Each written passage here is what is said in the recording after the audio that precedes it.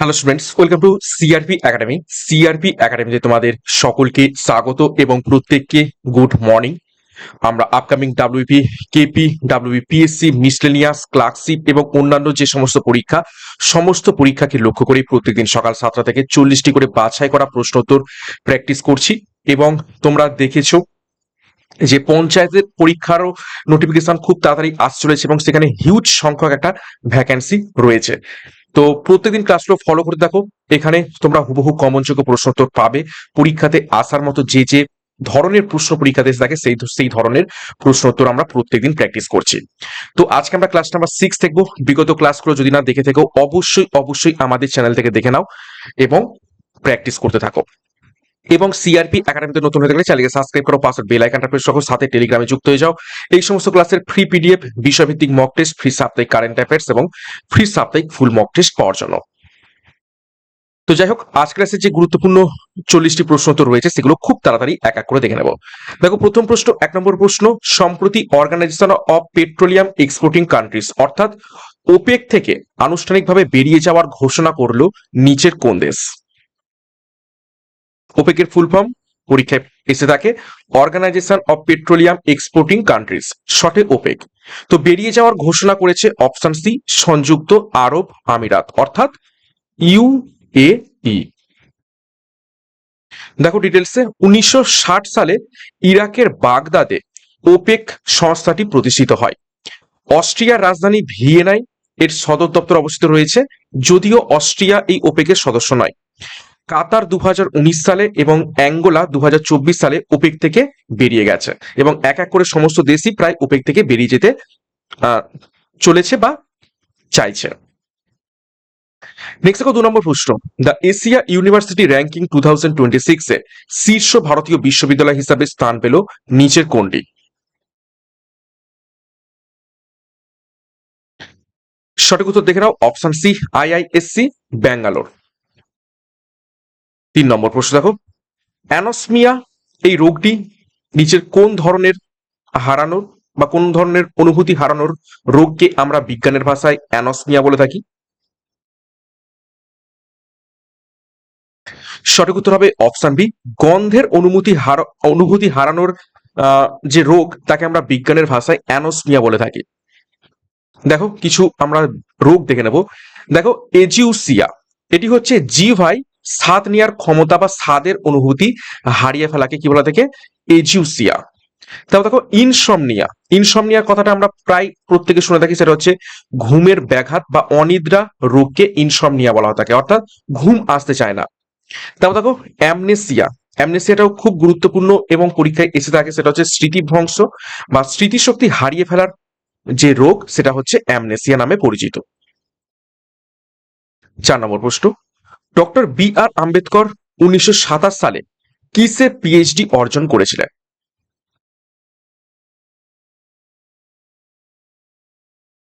কোন বিষয়ের ওপর?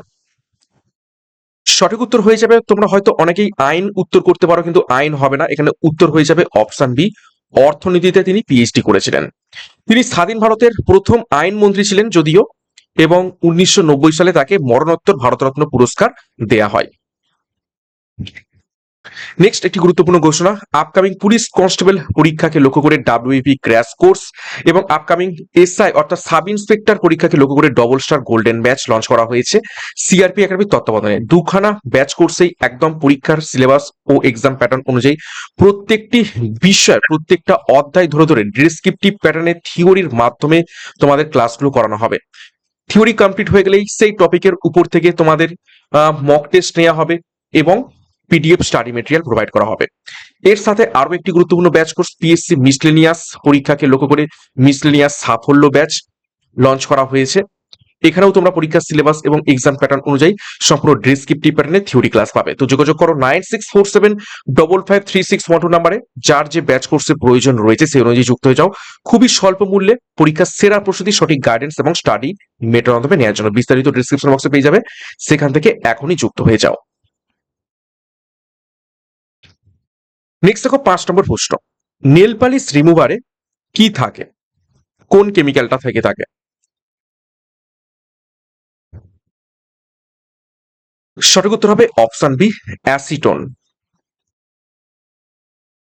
6 নম্বর প্রশ্ন, জাহাজ শিল্পের সঙ্গে পশ্চিমবঙ্গের কোন অঞ্চলটি সংযুক্ত, অর্থাৎ শিল্প বিল্ডিং?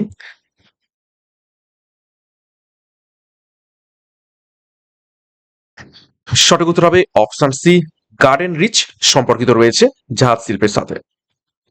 7 নম্বর প্রশ্ন, বিখ্যাত ট্রয় নগরী কোথায় অবস্থিত রয়েছে?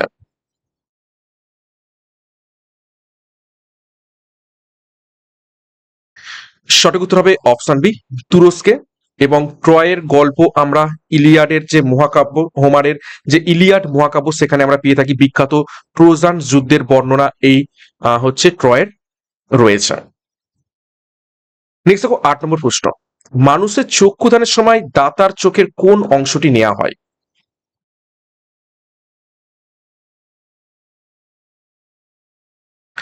সঠিক উত্তর হবে অপশন বি, কর্নিয়াটা নেওয়া হয়ে থাকে। 9 নম্বর প্রশ্ন দেখো, পাল অ্যাস এর রাসায়নিক সংকেত কি?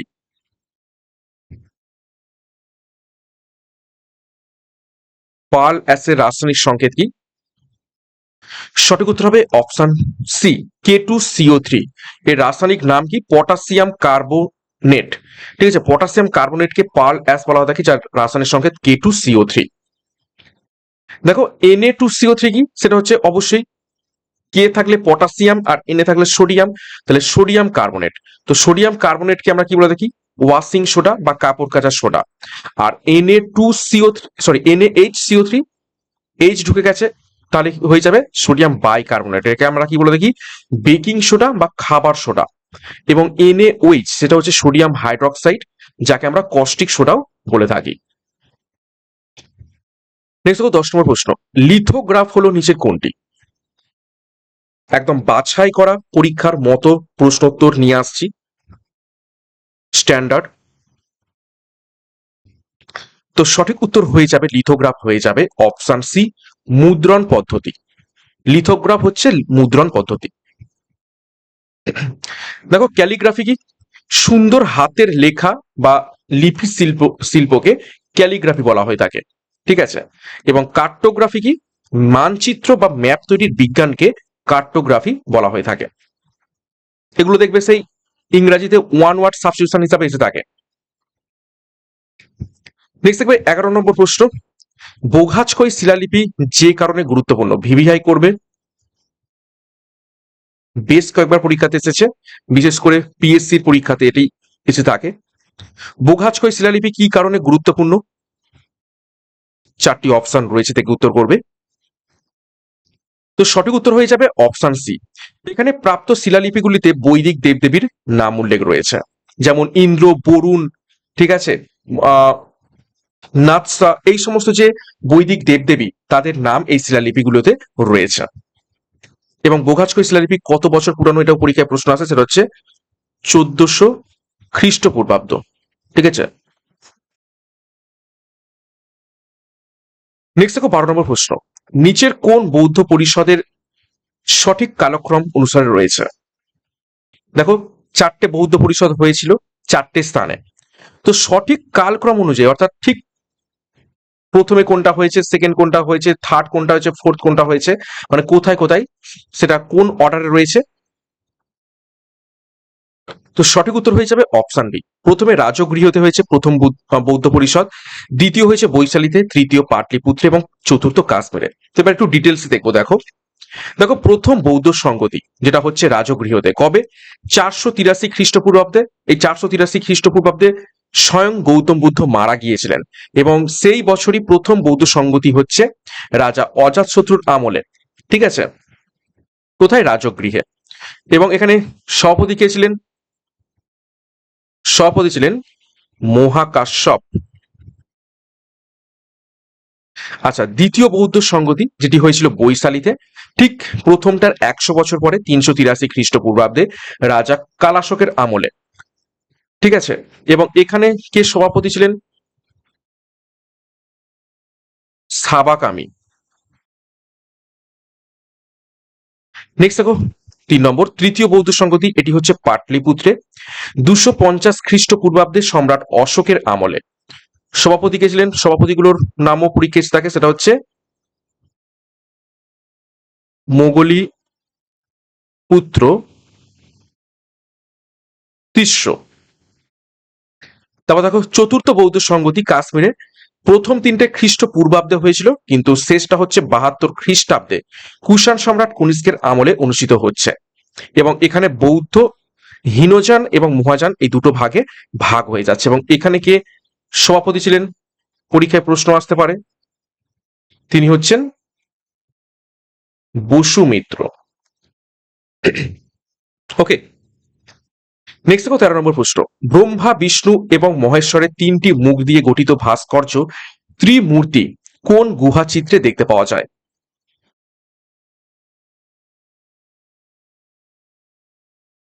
তো সঠিক উত্তর হয়ে যাবে এখান থেকে অপশন ডি, এলিফ্যান্টা গুহা। এলিফ্যান্টা গুহা কোথায় রয়েছে? মহারাষ্ট্রের কাছে, মানে মহারাষ্ট্রে রয়েছে। নেক্সট দেখো 14 নম্বর প্রশ্ন। বিশ্বের বৃহত্তম হীরাটি অর্থাৎ লার্জেস্ট ডায়মন্ড হলো নিচের কোন ডায়মন্ড?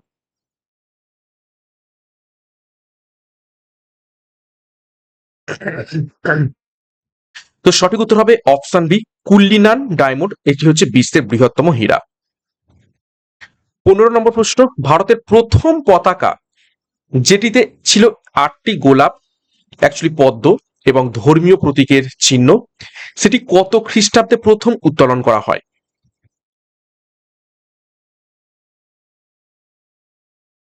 খুব স্ট্যান্ডার্ড লেভেলের প্রশ্ন উত্তর। তো সঠিক উত্তর হয়ে যাবে অপশন ডি, 1906 সালে 7ই 7th আগস্ট। এই পতাকাটি কলকাতার পার্সি বাগান স্কোয়ারে, যেটা গ্রিন পার্ক নামে পরিচিত, সেখানে উত্তোলন করা হয়েছিল। দেখো 16 নম্বর প্রশ্ন। হৃৎপিণ্ড কোনটি দ্বারা আবৃত থাকে, অর্থাৎ হৃৎপিণ্ডের আবরণীর নাম কি?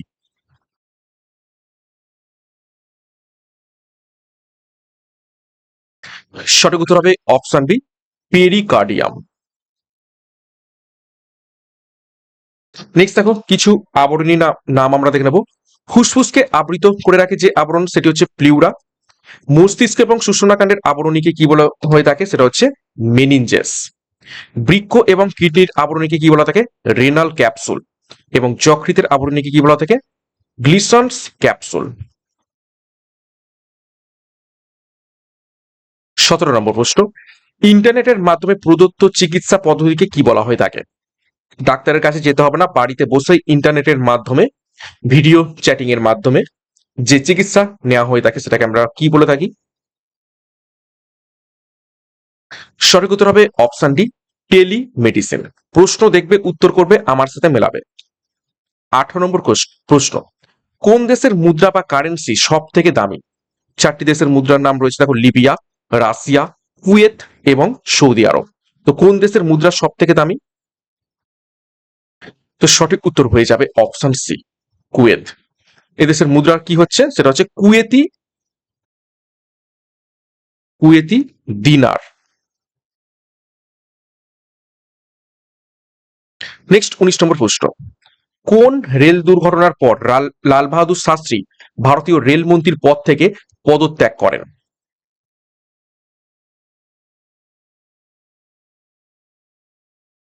তো সঠিক উত্তর হয়ে যাবে অপশন এ, অ্যারি অ্যালুয়ার রেল দুর্ঘটনা, যেটি হয়েছিল কত সালে, 1956 সালে। এটা কোথায় অবস্থিত রয়েছে, তামিলনাড়ুতে। এবং এই স্থানে রেল দুর্ঘটনা হওয়ার পরেই লাল বাহাদুর শাস্ত্রী ইস্তফা দেন। 20 নম্বর প্রশ্ন। ভারতের কটি রাজ্যের সীমানা পশ্চিমবঙ্গকে স্পর্শ করেছে?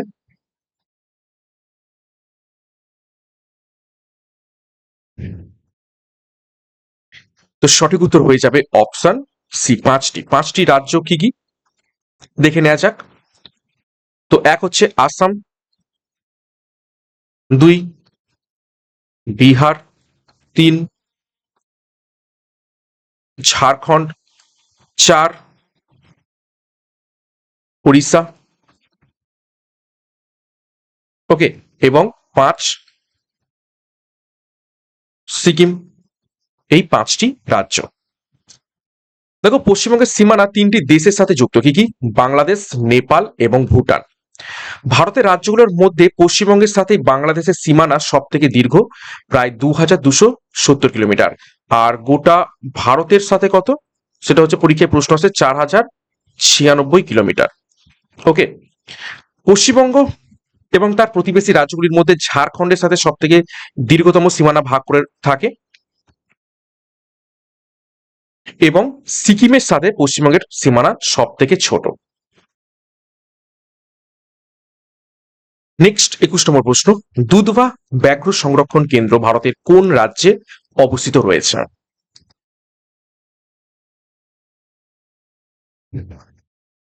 সঠিক উত্তর হবে অপশন ডি, উত্তরপ্রদেশে অবস্থিত রয়েছে। নেক্সট 22 নম্বর প্রশ্ন, ডেনমার্কের রাজধানী হলো নিচের কোনটি?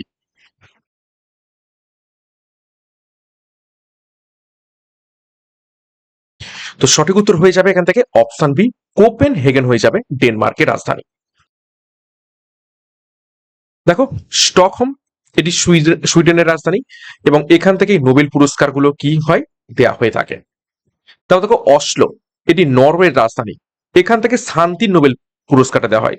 অর্থাৎ শান্তির যে নোবেল পুরস্কার সেটা শুধুমাত্র নরওয়ের রাজধানী অসলো থেকে দেওয়া হয়ে থাকে, আর স্টকহোম যেটি সুইডেনের রাজধানী সেখান থেকে বাকি যে ক্যাটাগরিতে নোবেল পুরস্কার, অর্থাৎ তোমাদের ফিজিক্স, কেমিস্ট্রি, এইগুলোর উপর থেকে দেয়া হয়ে থাকে। মস্কো এটি হচ্ছে রাশিয়ার রাজধানী, এটি ইউরোপ মহাদেশের অংশে পড়ে, এবং হ্যানয় এটি হচ্ছে ভিয়েতনামের রাজধানী। নেক্সট 23 নম্বর প্রশ্ন, পৌরাণিক সময়ে কোন শহরটি প্রাগ জ্যোতিষপুর নামে পরিচিত ছিল?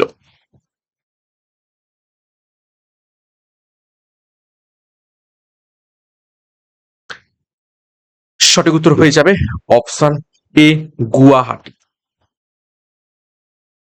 নেক্সট 24 নম্বর প্রশ্ন, রাজীব গান্ধী আন্তর্জাতিক বিমানবন্দর ভারতের কোন শহরে অবস্থিত রয়েছে?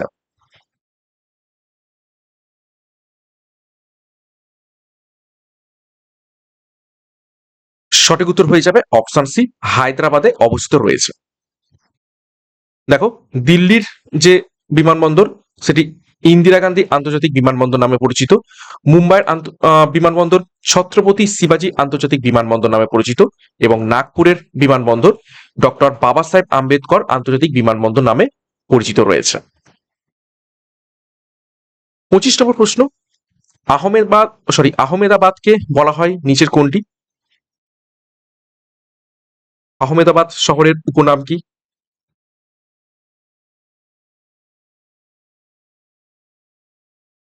তো সঠিক উত্তর হয়ে যাবে এখান থেকে অপশন এ, ভারতের বোস্টন বলা হয় তাকে আহমেদাবাদ শহরটিকে। 26 নম্বর প্রশ্ন, সেলিম চিশতির দরগা কোথায় রয়েছে?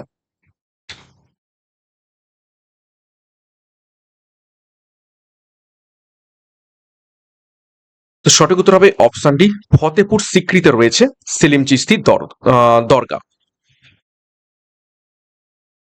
নেক্সট দেখো ডিটেলসে, মুঘল সম্রাট আকবর তার গুজরাট জয়ের স্মৃতিতে আগ্রার কাছে ফতেপুর সিক্রি নির্মাণ করেছিলেন। শেখ সেলিম চিশতি ছিলেন একজন বিখ্যাত সুফি সাধক, তার প্রতি গভীর শ্রদ্ধার কারণেই আকবর তার দরগার নামকরণ করেন, এবং তার নামেই নিজের ছেলের নাম জাহাঙ্গীর তার নাম সেলিম করেন। 27 দেখো, পাঞ্জাব ন্যাশনাল ব্যাংক কে প্রতিষ্ঠা করেছিলেন? খুব ইম্পর্টেন্ট প্রশ্ন।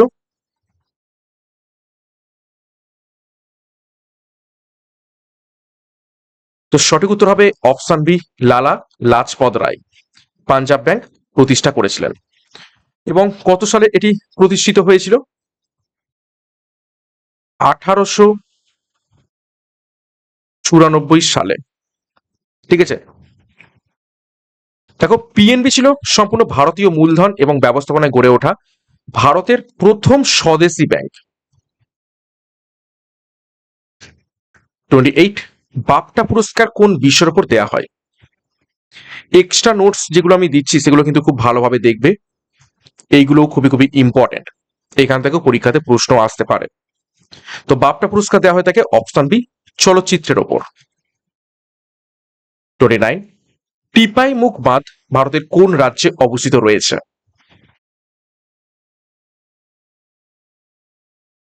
একটি গুরুত্বপূর্ণ বাঁধ। সঠিক উত্তর হবে অপশন বি, মণিপুরে অবস্থিত রয়েছে এবং কোন নদীর উপরে? বারাক নদীর উপর। 30 নম্বর প্রশ্ন, ডেবিট কার্ডে উল্লেখিত সিভিভি এই কোডের পুরো অর্থ কি? ডেবিট কার্ডের পিছনে 3টে কোড থাকে যেটাকে সিভিভি কোড বলা হয়, এবং এই সিভিভি কোড ভুলেও কাউকে কখনো ডিসক্লোজ করবে না বা তোমরা দেবে না। ফোনে যদি কেউ চায়, কোনো রকম ভাবে যদি কেউ সিভিভি কোড চায়, একদমই দেবে না। তো সঠিক উত্তর হবে option D, card verification code বলা হয় তাকে CVV, sorry card verification value বলা হয় তাকে সিভিভি এই কোডের পুরো অর্থ। একবার দিয়ে দিলে ব্যাস টাকা সব উড়ে যাবে। দেখো, পিনের ফুল ফর্ম, দেখো পার্সোনাল আইডেন্টিফিকেশন নাম্বার। এনপিসিআই এটা হচ্ছে national payments corporation of limited, যেখানে রুপে কার্ড পরিচালনা করে, এবং ইউপিআই ইউনিফাইড পেমেন্টস ইন্টারফেস, যা ভারতের ডিজিটাল পেমেন্টে বিপ্লব এনেছে। 31 নম্বর প্রশ্ন, ভারতের কোন রাজ্যে সর্বাধিক চন্দন গাছ রয়েছে?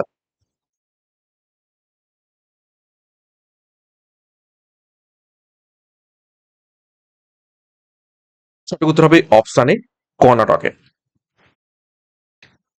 32 নম্বর প্রশ্ন, জাতীয় কংগ্রেসের কোন অধিবেশনে খাদি পরিধান করা বাধ্যতামূলক ছিল?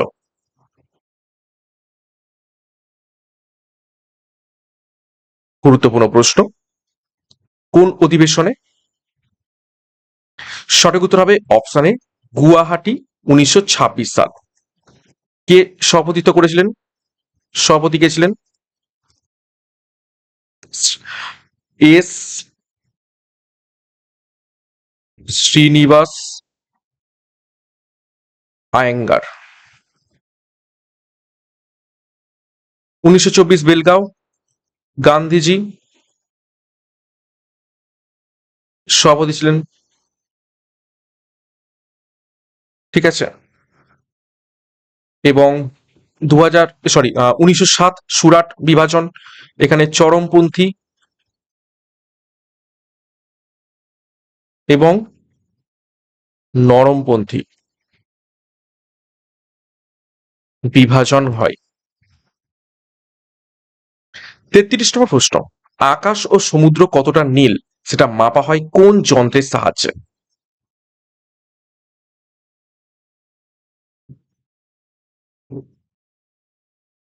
সঠিক উত্তর হবে অপশনে সায়ানোমিটারের সাহায্যে। 34, ইউরোপের অসুস্থ মানুষ বা সিক ম্যান অফ ইউরোপ কোন দেশকে বলা হয়ে থাকে?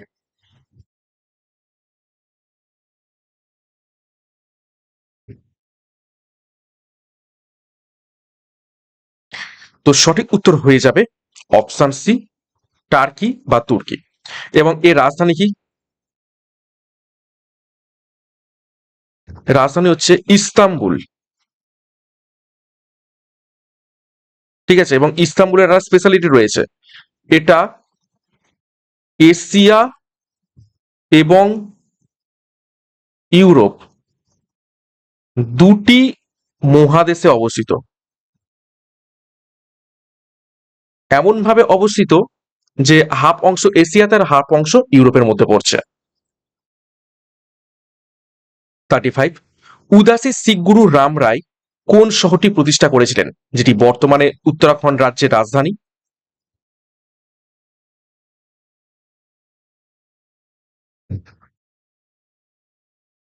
তো সঠিক উত্তর হয়ে যাবে এখান থেকে অপশন সি, দেরাদুন।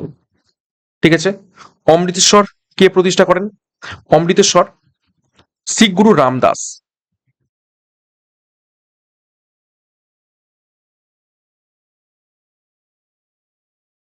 রামদাস প্রতিষ্ঠা করেন।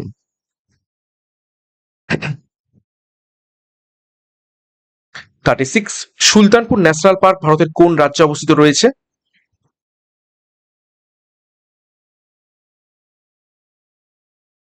সঠিক উত্তর হয়ে যাবে দেখো অপশন ডি, হরিয়ানা। ঠিক আছে, সুলতানপুর এটা হচ্ছে পাখিরালয় একটি, এখানে একটা পাখিরালয় রয়েছে। খুব ইম্পর্টেন্ট প্রশ্ন। নেক্সট দেখো 37 নম্বর প্রশ্ন, কাকড়াপাড়া আণবিক কেন্দ্র ভারতের কোন শহরে অবস্থিত?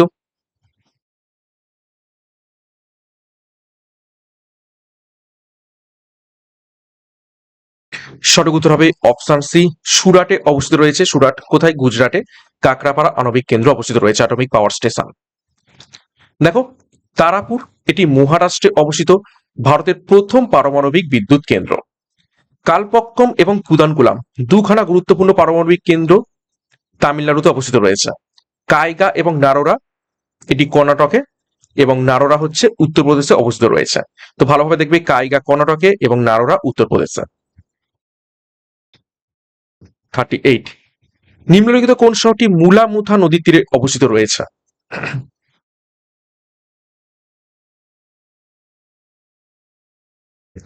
তো মুলামুথা নদীর তীরে অবস্থিত রয়েছে অপশনে পুনে শহরটি। দেখো নাসিক অবস্থিত রয়েছে, মহারাষ্ট্রের নাসিক শহরটি গোদাবরী নদীর তীরে অবস্থিত। সুরাট অবস্থিত রয়েছে তাপ্তি নদীর তীরে, এবং বিজয়ওয়াড়া শহরটি অবস্থিত রয়েছে কৃষ্ণা নদীর তীরে। 39, নাগরহোল জাতীয় উদ্যানটি ভারতের কোন রাজ্যে অবস্থিত রয়েছে?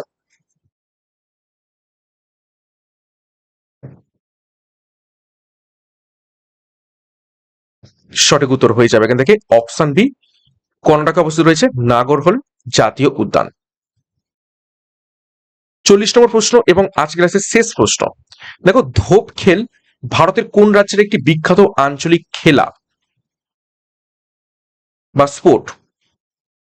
রিজিওনাল স্পোর্ট ধোপ খেল ভারতের কোন রাজ্যের একটি বিখ্যাত আঞ্চলিক খেলা?